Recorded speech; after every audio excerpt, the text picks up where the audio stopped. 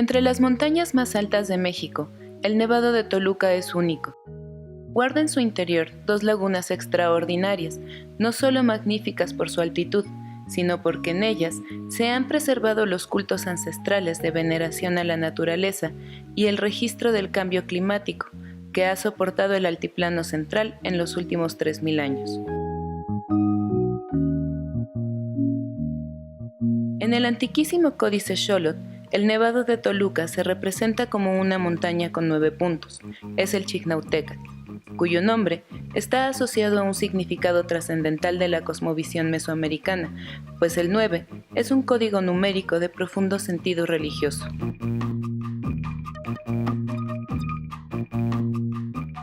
Con la conquista española, el Chignautecatl no deja de ser el monte sagrado, continúa siendo el arquetipo del cosmos porque su paisaje excepcional preserva las aguas celestiales, en las lagunas del Sol y la Luna. Ambas son la metáfora del inframundo acuático en las que se depositaron magníficas y cuantiosas ofrendas de copal, turquesa, jade, púas de maguey y cetros de madera con que se honraba al dios de la lluvia.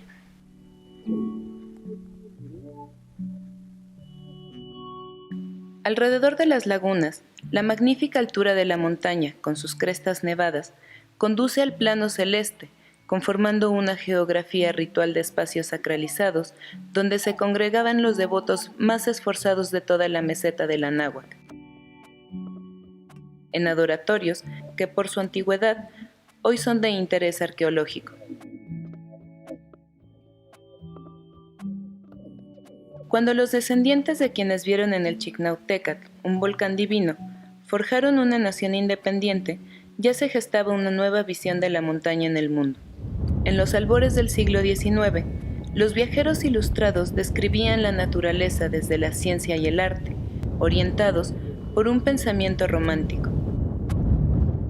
Pintores, poetas, naturalistas y científicos vivían la montaña, la observaban, calculaban la posición geográfica de sus cimas, medían la altura, registraban la declinación magnética, describían la elasticidad del aire, registraban los grados de calor o de frío, colectaban plantas.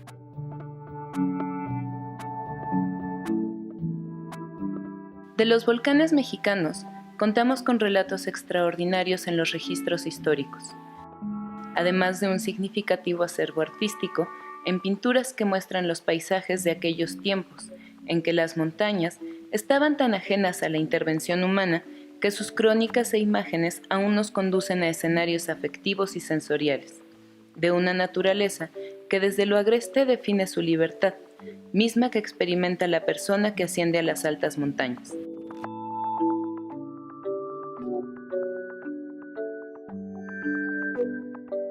De los viajeros ilustrados, la narrativa de José María Heredia y Heredia es excepcional.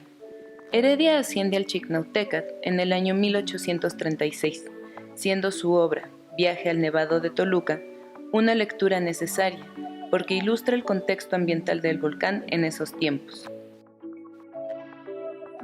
José María Heredia y Heredia nació en Santiago de Cuba en 1803.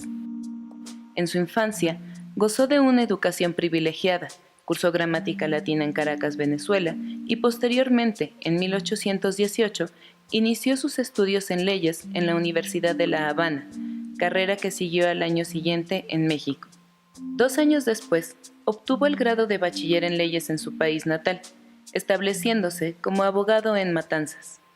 Denunciado por conspirar contra la dominación española, tuvo que abandonar Cuba a los 20 años, refugiándose en Estados Unidos. En una semblanza por él mismo redactada a los 25 años, apreciamos los alcances de su vida.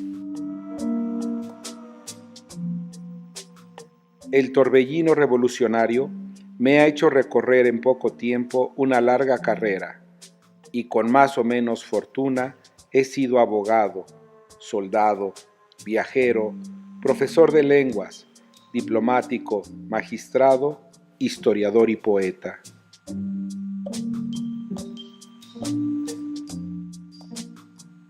En 1825, emprendió su segundo viaje a México, convocado por el entonces presidente, don Guadalupe Victoria, quien le nombró juez del distrito de Veracruz. Por su ilustre carrera, se le designó oidor interino en la audiencia de Toluca y en 1834, ministro interino de la Audiencia del Estado de México. En este mismo año, se le dio el puesto de director del Colegio del Estado, antiguo Instituto Literario, hoy Universidad Autónoma del Estado de México, en donde abrió las cátedras de jurisprudencia, gramática latina, inglés y francés. Para esta época es fundado el Instituto Nacional de Geografía y Estadística, hoy Sociedad Mexicana de Geografía y Estadística, primera sociedad científica en el continente americano y de la cual Heredia fue miembro. En las letras se le considera uno de los últimos poetas neoclásicos y primer romántico de Cuba.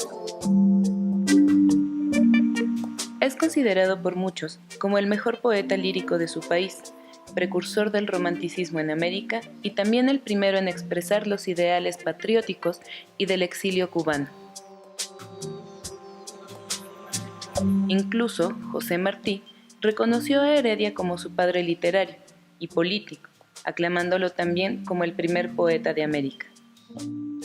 Heredia fue un hombre cuya comprensión de la existencia rebasaba lo ordinario. Así, guiado por su apego a la naturaleza y su afán por el descubrimiento, ascendió al Nevado de Toluca en momentos donde las tribulaciones políticas afligían a un país que parecía desmembrarse con movimientos separatistas.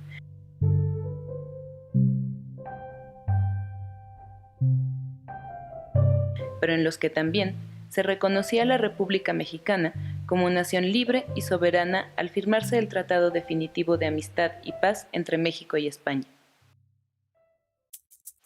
A pesar de su delicada condición de salud por una afección pulmonar, Heredia alcanza la extraordinaria altitud de 4.440 metros sobre el nivel del mar, en la cumbre sur del Chignautecatl, el domingo 2 de octubre de 1836. Su relato va más allá del valor literario. Es de interés histórico, porque registra con precisión desde la víspera hasta los pormenores de la ruta de ascenso y el ecosistema del volcán. Animado por un pensamiento de la época que expresaba, el que quiera ver algo nuevo debajo del sol, suba a la cumbre de una verdadera montaña, inicia un ascenso que supera los límites de la razón, pues no solo es una aproximación a la montaña nevada, sino una escalada a un nivel superior de percepción.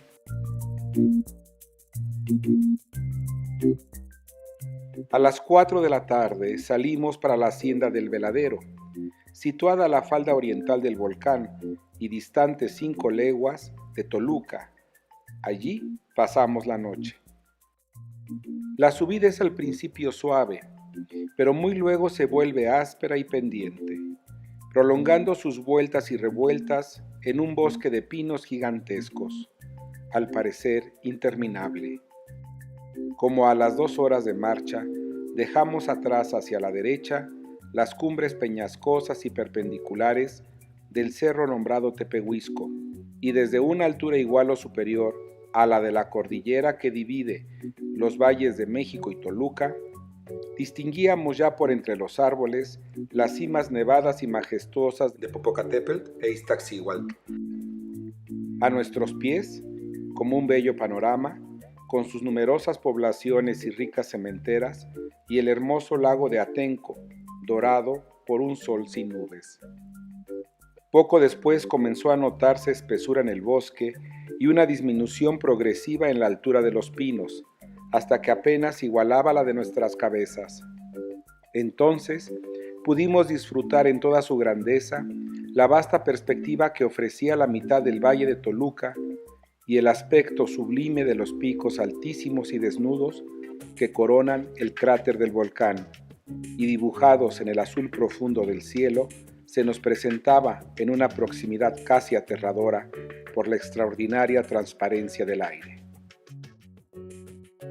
La disminución de los pinos continuó con rapidez, según subimos, hasta que los últimos apenas tenían media vara de alto, ofreciendo el singular espectáculo de un bosque en miniatura. Al fin desaparecieron, quedando reducida la vegetación a una hierba menguada y marchita, entre la cual sobresalían con frecuencia los tallos espinosos de una especie de Dipsacus gigantesco, acaso peculiar de aquella región elevada, pues en ninguna otra parte lo había yo visto. También noté allí, por primera vez, una planta pequeña y rastrera, cuyas hojas espatiformes terminan en lindas flores sin olor, ya rojas, ya amarillas, ya matizadas de ambos colores, de la familia de las castillejas. Heredia parece conducirnos por la estética de un boceto impresionista. Nos ofrece la riqueza del color y el sentido de los contrastes dramáticos en la monumentalidad de su composición, que en síntesis es también un ejercicio sobre la razón analítica de la naturaleza, que no por ello deja atrás la pasión y la imaginación que definen al romanticismo como creación y originalidad absolutas. Después de alguna dilación, encumbramos a las 10 el borde oriental del cráter, que es de más fácil acceso, por ser mucho más bajo que el resto de la circunferencia de aquel inmenso embudo, y hallarse libre de las rocas enormes que defienden los otros lados. Allí nos apeamos, previniendo a los sirvientes nos aguardasen con los caballos junto a las lagunas que ocupan el fondo del cráter, y emprendimos subir a pie hasta el pico basáltico más elevado hacia el sur, pasando a veces sobre la nieve cristalizada. Esta parte del viaje era bien fatigosa por la pendiente de las alturas y la flojedad de la arena resbaladiza que la cubre. ¿Acaso había también algún peligro? Y en ciertos momentos me sobrecogía la convicción irresistible de que el derrumbe de la arena que se precipitaba a reemplazar la desalojada por nuestros pies podía desequilibrar y despeñar sobre nosotros alguna de las rocas enormes que parecían colgar sobre nuestras cabezas. A los 10 minutos era ya grande la fatiga.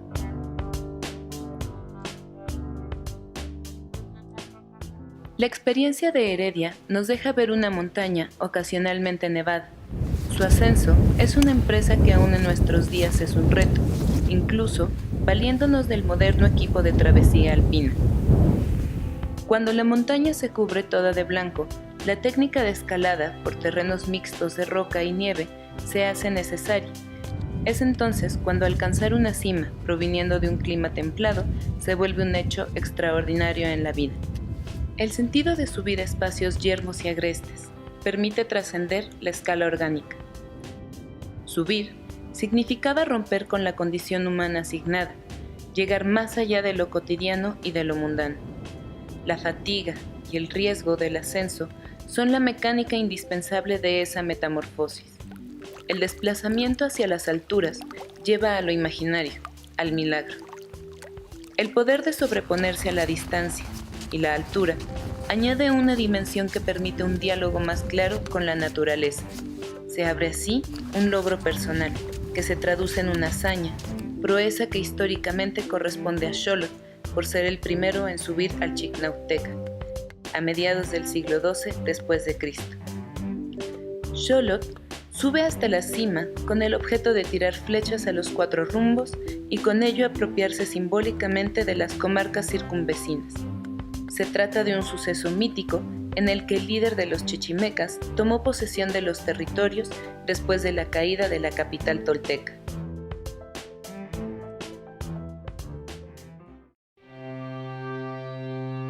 Restábame subir a la cúspide del pico aislado que por allí la domina, pero muy luego tuve que abandonar la empresa, a más de la dificultad que había para trepar y saltar entre los prismas basálticos y casi verticales que la forman. Noté que a cada esfuerzo se esfoliaba copiosamente el basalto en grandes pizarras bajo mis manos y pies.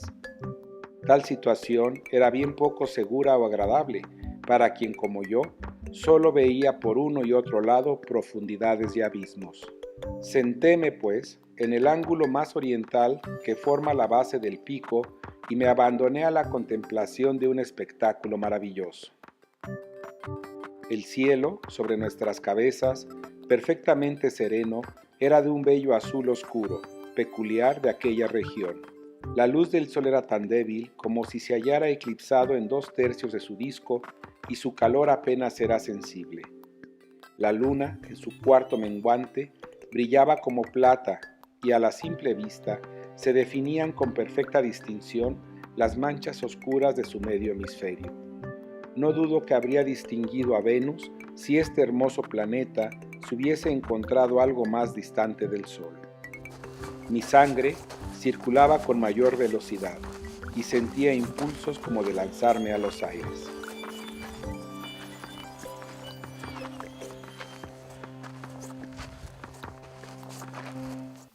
Al mencionar a Venus y la Luna, se nos recuerda que en el Chignautécat los antiguos mexicanos instalaron un observatorio astronómico con funciones que se extendían al registro del paso cenital del Sol para calibrar el calendario.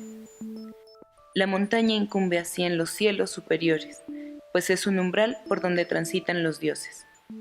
En el Chignautécat, estos dioses de la montaña adquieren distintas advocaciones, siendo difícil identificarlos, confundiéndonos sin poder dar con uno en particular, pues a momentos parece ser Tlaloc, luego Chalchutlicue,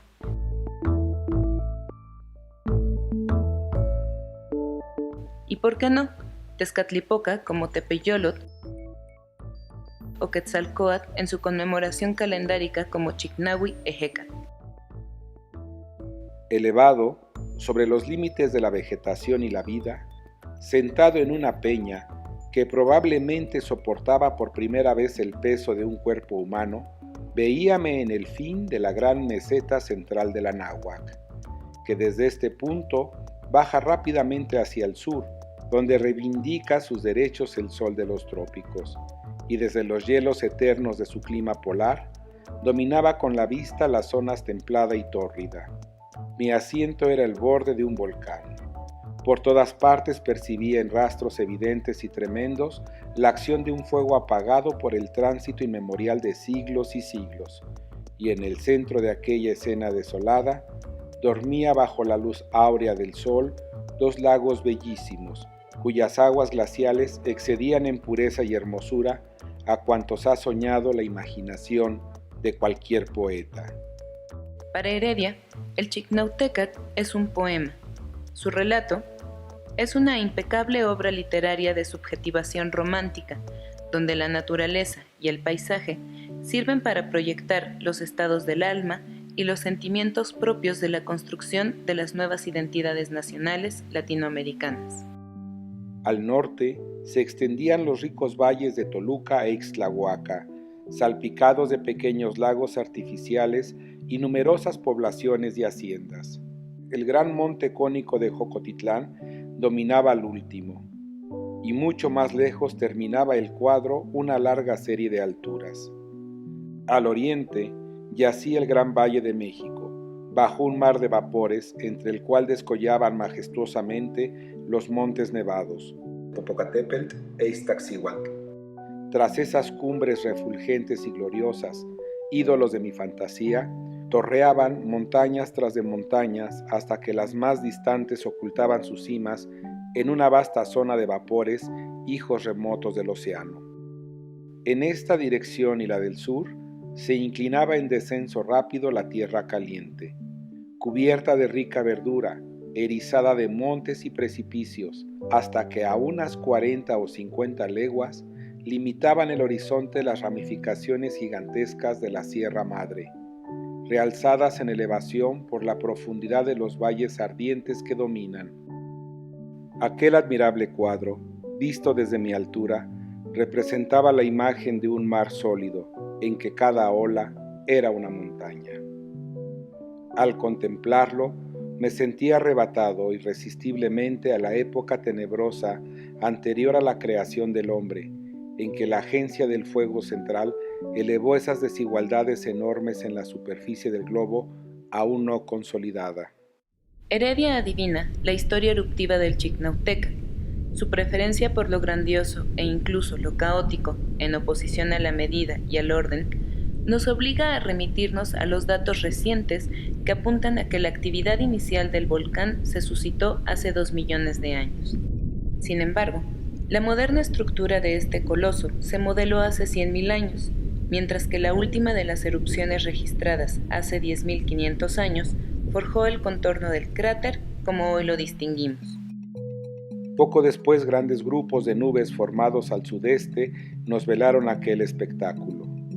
A las ideas solemnes, inspiradas por cuadros sublimes, siguieron presto reflexiones graves y melancólicas. Oh, cómo se anonadan las glorias y afanes fugitivos de la débil mortalidad ante estos monumentos indestructibles del tiempo y la naturaleza. Por primera vez había llegado a tan estupenda altura, y es probable que no vuelva a recibir iguales impresiones en el intervalo que me separa del sepulcro. Entretanto, las nubes se acumulan en torno, y fue necesario que pensásemos en partir. Entonces, precipitamos algunos peñascos sueltos hasta el fondo del cráter, y, al verlos rodar por aquellas pendientes de nieve y arena, casi me arrepentí de haber profanado el reposo venerable en que había esto quizás 30 o 40 siglos. Antes de bajar, eché la última ojeada al fondo del cráter, cuyas lagunas, reflejando con el azul del cielo los colores blanco, rojo y negruzco de las arenas y cumbres basálticas que se elevan alrededor suyo, presentaban un espectáculo verdaderamente mágico. A la orilla del lago mayor, las aguas agitadas por un viento sudoeste formaban olas pigmeas que al romperse murmurando en la playa dejaban una ligera línea de espuma. Nos embarcamos en una canoa labrada de un tronco enorme y puesta allí por disposición del señor Franco. Atravesamos el lago en su mayor anchura, describiendo una línea oblicua de la orilla septentrional a la oriental, donde baña la áspera base de una colina de lava, que alzada en el centro del cráter, divide las dos lagunas. La que recorrimos tiene a la simple vista 500 varas de largo. En la línea que recorrí, juzgo que la profundidad no baja de 20 varas en el centro, pues a pesar de la extrema transparencia del agua, ésta se ve azul y no verde como la del mar en los bajos. A la inmediación de la colina mencionada, se distinguen en el fondo varias rocas enormes, despeñadas evidentemente de su altura. Desde el centro del lago, donde esa colina cierra el horizonte al este, se disfruta de un espectáculo único y verdaderamente sublime. Al norte, al sur, al oeste, se alzan casi perpendicularmente en forma circular alturas de 800 a 1000 pies, cubiertas de arenas y cenizas blancas, azuladas, negruzcas o rojas, en cuya pendiente cuelgan fragmentos gigantescos de lava, témpanos de nieve, y cuyas cimas coronan picos inaccesibles dibujados en el cielo. Debajo yacía un lago prodigioso, cuyas aguas transparentes y profundas me recordaban las marinas, aunque flotábamos a 15.000 pies de altura sobre el nivel del océano. Las orillas están cubiertas por fragmentos pequeños de piedras pómez, pórfido y lava, mezclados con arena, y en ella encontramos algunos insectos que pertenecen a las libélulas, únicos seres vivientes que se nos presentaron en aquella región desolada y silenciosa. Mientras descansábamos en la base del pico meridional, habían pasado junto a nosotros algunos cuervos, dando fuertes graznidos. La señora Franco y otras personas que visitaron estos lagos antes que nosotros hallaron en sus aguas y orillas señales recientes de un culto. En todo tiempo se ha buscado a la divinidad en estos altares sublimes que le erigió la naturaleza. No es, pues, de extrañar que los indígenas de los contornos hayan obedecido al instinto de adorar en los altos. La azorada contemplación de la naturaleza conduce al asombroso reconocimiento del otro, que en este caso es el indígena, el cual, dotado de una identidad y tradición milenaria, encuentra en las lagunas el espacio sacralizado. Así, el propósito indígena se contrapone al del explorador y naturalista, que asciende sin una intención litúrgica. La visita a la montaña tiene finalidades diferentes, son humanidades distintas, que sin embargo en esta vastedad consiguen un encuentro.